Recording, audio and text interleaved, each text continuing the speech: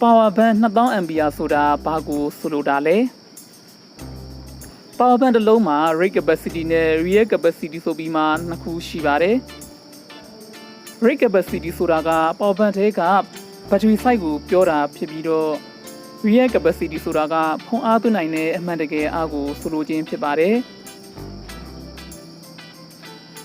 rate capacity 2000 ampere ဆိုပေမဲ့လက်တွေ့မှာသုံးနိုင်တာက 13000 ampere ကနေ 14000 ampere ဝန်းကျင်သာရှိနေတာဘာကြောင့်ပါလဲ Power bank မှာ voltage ပြောင်းလဲမှုတွေရှိတယ် Power bank ထဲမှာရှိတဲ့ battery cell တွေက 3.7 volt ဖြစ်ပြီးတော့ဖုန်းအားသွင်းဖို့အတွက်လိုအပ်တဲ့ 5 volt ကိုပြောင်းပေးရတာကြောင့်စွမ်းအင်ဆုံးရှုံးမှုတွေဖြစ်ပေါ်စေတယ်